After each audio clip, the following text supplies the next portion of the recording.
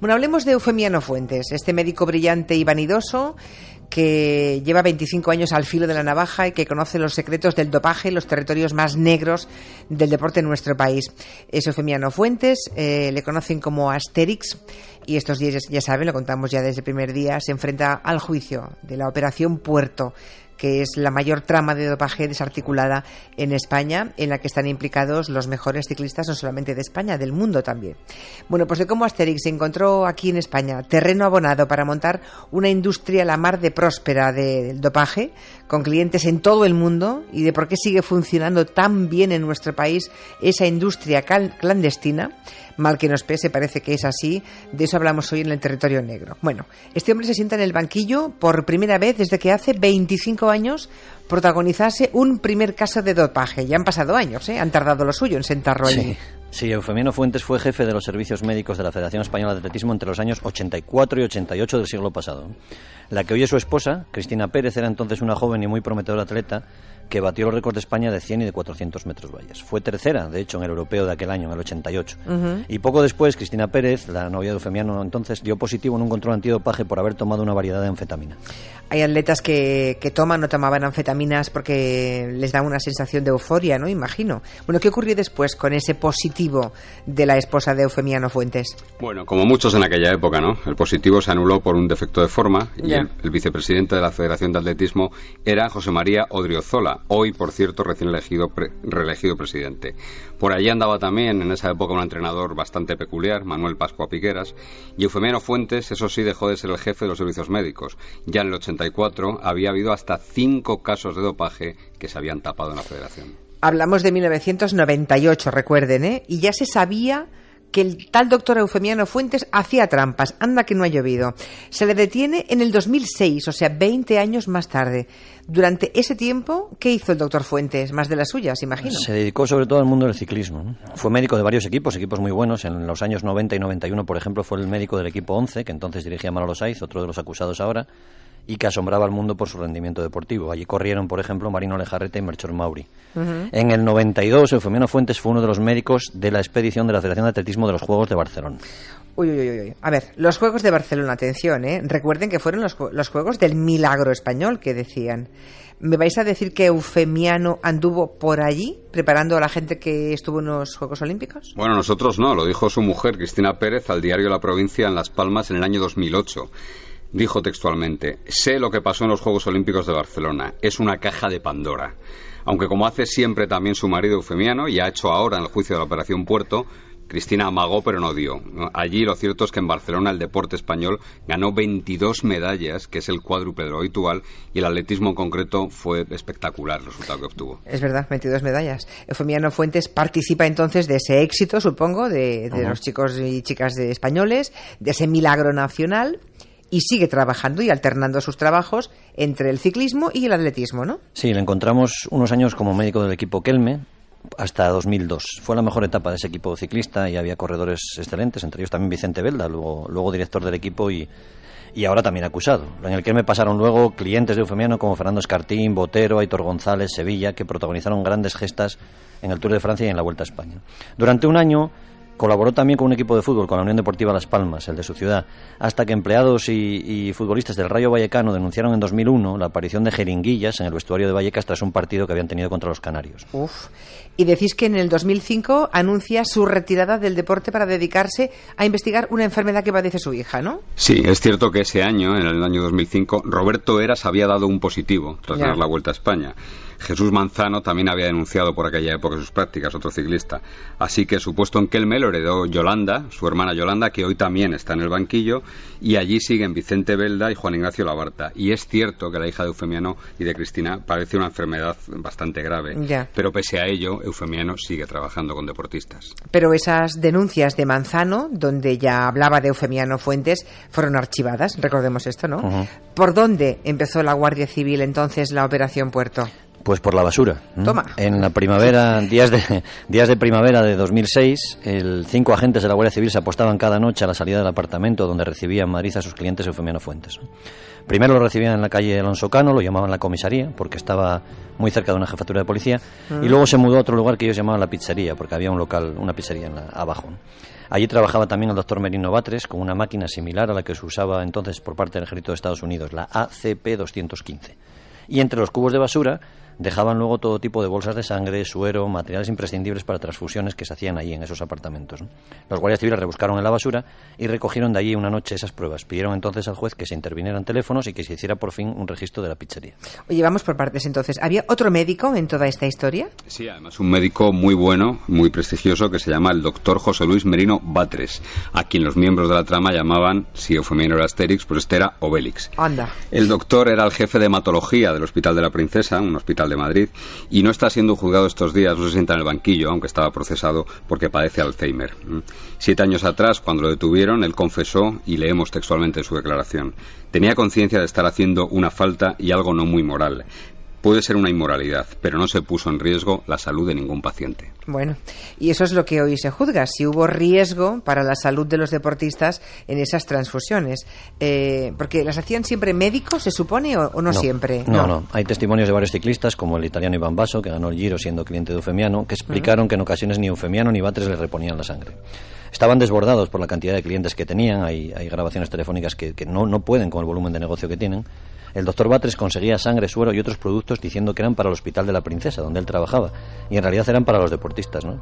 Así que en ocasiones era el propio Fuentes y en otras eran ayudantes suyos, como el exciclista Alberto León, al que llamaban Ali Baba, los que tenían que poner la sangre a los clientes. León, por cierto, se suicidó después de verse implicado en otra trama de dopaje años después en la Operación Galo.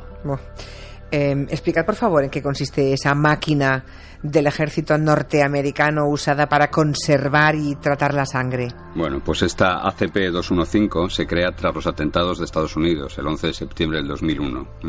Cuando Fuentes y Batres la usaban en aquel apartamento, costaba cerca de 36.000 euros. Y solo la tenían 2 hospitales en toda España. Se sacaba la sangre a los deportistas, se desechaba el plasma, se añadía un suero para conservar la sangre a 4 grados, una temperatura fija, sí, y luego esa sangre se le reponía al deportista justo antes de la competición. Es una sangre con muchos hematíes, con muchos glóbulos rojos, que influyen lógicamente en la capacidad de esfuerzo y que por eso están prohibidas esas máquinas en la competición. Fíjense, volviendo a la máquina, qué emprendedores. Tenían una máquina que solamente poseían 2 hospitales en toda España y ellos la tenían dedicada al dopaje. Imagino que ganaban muchísimo dinero. Y tanto. Fuentes no solo hacía las transfusiones, también elaboraba todo un programa de drogas para los deportistas, ¿no? Les hacía un calendario personal donde les decía cuándo y cómo tomar EPO, a lo que ellos llamaban las pelas, sí, hormona del crecimiento, insulina, testosterona, toda una serie de productos prohibidos que luego no debían dar positivo en los controles y de hecho casi nunca lo daban. El método funcionaba, de hecho, llegaron a su consulta los mejores ciclistas del planeta. Desde Alemania, por ejemplo, llegó Jan Ullrich, que ganó el Tour. Desde Italia, Iván Basso, ganador de un Giro de Italia. De Estados Unidos vino Tyler Hamilton, un campeón olímpico, y Gregario Lance Armstrong. De Holanda, el prometedor Thomas Dekker. Caray. Los mejores ciclistas pagaban 70.000 euros al año. No está mal, no está mal. Así que parece lógico que Asterix, que Eufemiano, se pusiera un sueldo de 150.000 euros al año y que cobraba muchos de los pagos, ¿sabes dónde? En una cuenta del HSBC de Suiza. Caray. O sea, Eufemiano Fuentes también tiene una cuenta abierta en Suiza. Hoy que esto es una epidemia. En fin, que todo iba bien hasta que llegó la Guardia Civil y mandó parar, como dice la canción, ¿no? Así fue. La Guardia Civil se incautó en mayo de 2006 de casi 200 bolsas de sangre y plasma y también de mucha documentación de Eufemiano Fuentes, ¿no? Allí se ven los nombres en clave de los deportistas, también todo el programa de extracciones y reinfusiones de sangre, lo que Eufemiano y los suyos llamaban Siberia, la sangre congelada. También medicamentos prohibidos como EPO, epochina y hormona de crecimiento. Y esos nombres en clave afectan a los protagonistas, ¿no? Ya hemos hablado de Asterix, de Obélix, los alias, y también a los deportistas. Recordadnos, por favor, algunos de los motes. Bueno, pues entre los acusados, ¿no? Entre la trama, Fuentes le llamaba el gordo Manuelo o el impresentable a Manuel Saiz, al director del equipo Liberty. El enano era Vicente Belda, el director del Kelme. Los dos equipos eran clientes y los llamaba los azules y los verdes según el color de sus uniformes, ¿no? Yeah. El último acusado, el ayudante de Belda, José Ignacio Labarta, era el Bigotes y Macario, porque es cierto que tiene bastante parecido con el muñeco de José Luis Moreno. Caray, pobre, bueno. ¿Y los deportistas cómo se elegían los nombres en clave? Y además, ¿se les pudo llegar a identificar a todos pese a las claves? No, primero porque el juez no autorizó nunca ver los ordenadores de Eufemiano, y es una cosa insólita, ¿eh? ¿Y eso? Los ordenadores de Eufemiano no se pueden ver porque afectan al derecho a su intimidad. Nosotros hemos hecho cientos de casos con delincuentes o presuntos delincuentes y siempre se ven sus ordenadores, ¿no? Por mucha intimidad intimidad que puedan ver. Eso ya luego lo decide el juez. Pero aquí no se han podido ver, no se ha autorizado. Así que sí, quedaron sin identificar algunos nombres de deportistas en clave, como Donna o Sucio, también Rosa, Gemma y Urco. Parece que todos estos nombres corresponderían no a ciclistas, sino a atletas, gente del atletismo. Y los que sí se identificaron fueron muchos ciclistas, porque aquellos días de 2006 se corría el Giro de Italia, y las conversaciones telefónicas de la trama pues hablaban casi siempre de eso y fue muy útil, ¿no? Por ejemplo, así se supo que el que ganó el Giro de aquel año, Iván Basso, era Virilo para Eufemiano. El que quedó segundo, también cliente de la red, José Enrique Gutiérrez, era el Guti o el Búfalo. Michele Scarponi, un buen ciclista italiano, era presidente o zapatero, que es el significado de su apellido traducido al español. Sí. Estaba Jan, o el hijo de Rudicio, porque Rudi Peverach era el manager del equipo de Jan Ullrich, que era el hijo de Rudicio. Sansone, que era Michele Bartoli. Sevillano, que era Oscar Sevilla. RH, que era Roberto Era, sus iniciales. A algunos deportistas se le ponía un nombre en clave según sus características físicas. Por ejemplo, a un muy buen ciclista español, al parecer bastante bien dotado también, le bautizaron como Porras. No. Aunque a él no le gustaba y luego le cambiaron el mote por el de Goku, que es un personaje de Bola de Dragón.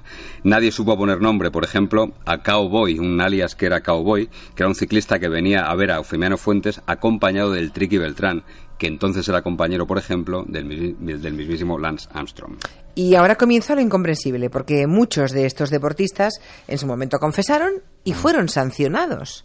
Pero siempre fueron ciclistas extranjeros, ¿no? Así fue. Ullrich, por ejemplo, se retiró del ciclismo después del escándalo en Alemania. Basso, en Italia, contó su historia y fue sancionado con 2 años de suspensión. Lo mismo hizo Tyler Hamilton en Estados Unidos, que incluso ha escrito un libro contando su relación con Eufemiano y el dopaje. También otro ciclista alemán, Georg Jaske, confesó los métodos y programas de dopaje en España. Dijo Jaske incluso que venían por contrato con el equipo de Manolo Saiz. Todos ellos hablarán en el juicio de la Operación Puerto. Y de los españoles solo fue sancionado Alejandro Valverde, uno de los mejores ciclistas, pero fue sancionado por la justicia italiana, no por la española. ¿Cómo que por la justicia italiana? Hombre, si es español y está implicado en dopaje en España y con un médico español... Ya.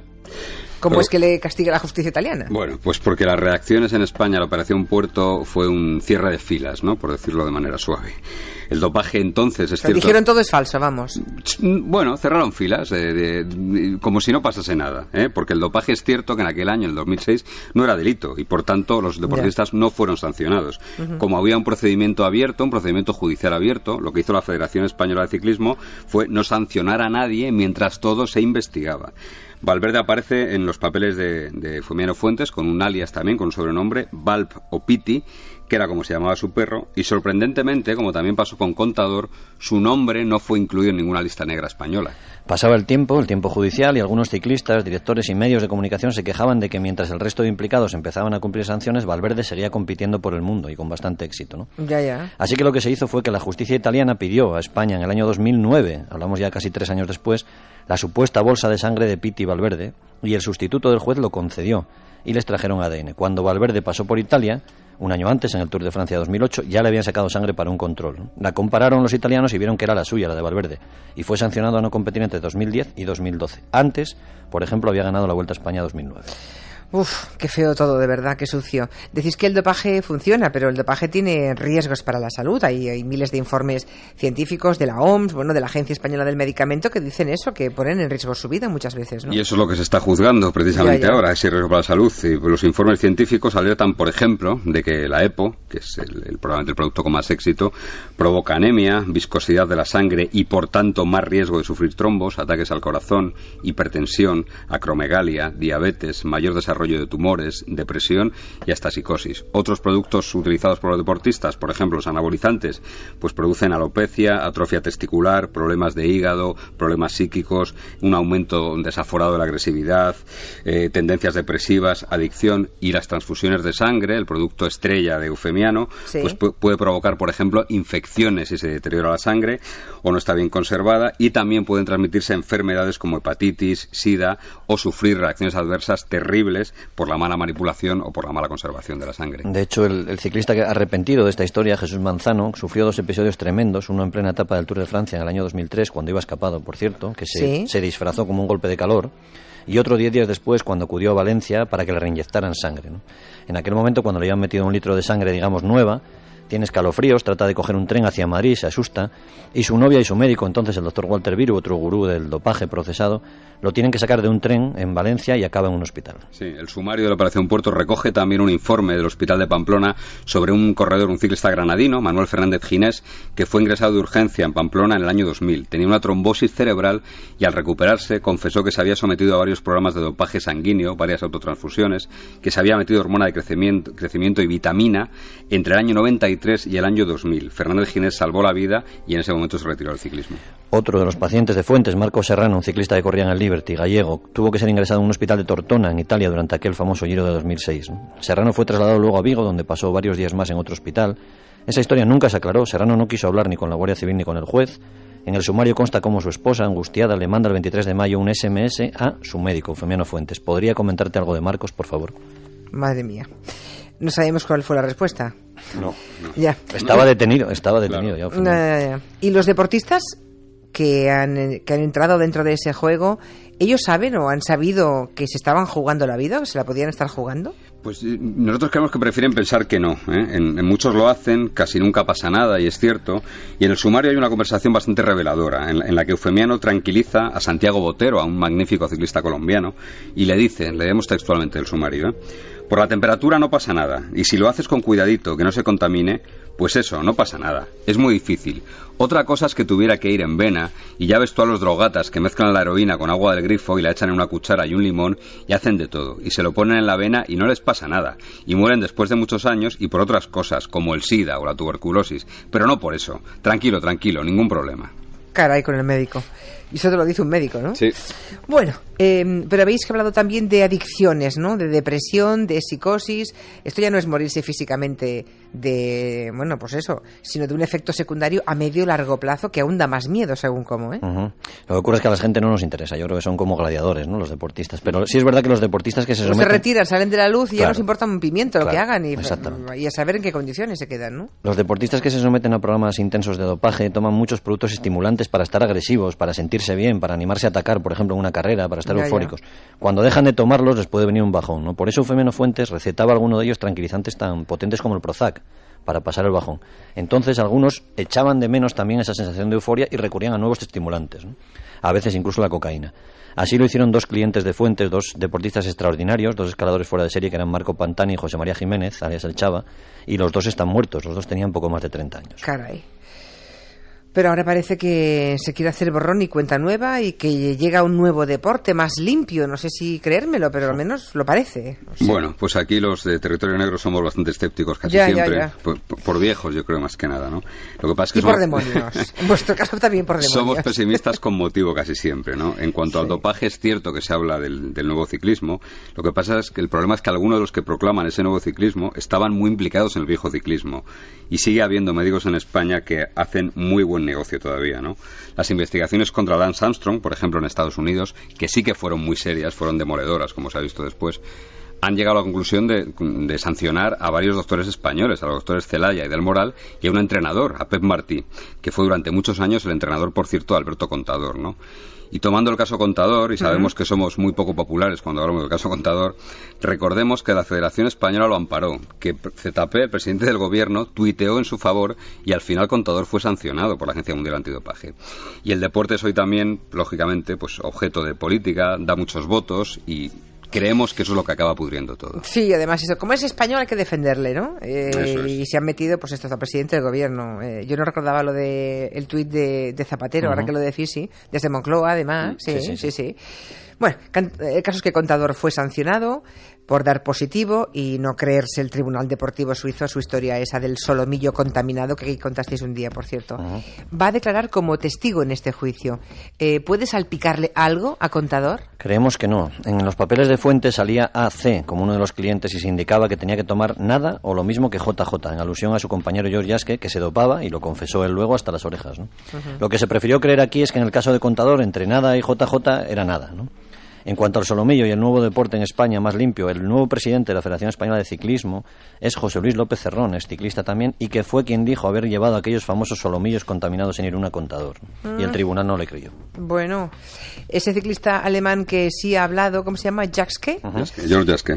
Bien, estará en el juicio de la Operación Puerto, ¿no? El lunes está citado para declarar. Ya es que se retiró y rechazó a aquellos que comparaban el ciclismo con una mafia, ¿no? Decía él, la mafia se preocupa de su gente, de sus familias. Y él aseguró en su día que Eufemiano llevaba un equipo de fútbol español, aunque no dio ningún nombre, y definió a Fuentes como un tipo con algo genial, pero que se comporta a veces como un chiflado. Dijo textualmente, es la clase de personas que cruzan los semáforos en rojo a ver qué ocurre. Bueno, con razón dice aquí David, dice, pues venga, en el próximo Tour que metan 20 llegadas en alto y etapas de 300 kilómetros. Y que ataquen desde el principio hasta el final. Si es que también la gente somos en parte culpable. Claro. De exigir unas cosas que son sobrehumanas. El show debe continuar, ¿no? Bueno. Y dice Luis García Chacón, tras el tema hoy de la corrupción en territorio negro, temo escuchar que la rana Gustavo también tenga una cuenta en Suiza. Acuérdate que hablamos hace unos meses, hablábamos del fútbol y mira lo que ha pasado hoy. Hablábamos del tema del escándalo de las apuestas de fútbol. Aquí también, pues sí, y aquí ha salido. Bueno, seguro que en días venideros tendremos toda la información de eso del fútbol, ¿no? Que España no sale. Como casi siempre, España siempre está limpia. Hasta que viene algún extranjero a meter la nariz por aquí. Uy, qué mal rollo, vaya, yo que estaba tranquila y contenta. Vale, tomo nota, hasta que venga alguien y lo investigue a fondo. Gracias, chicos. Hasta luego. Adiós. Hasta luego.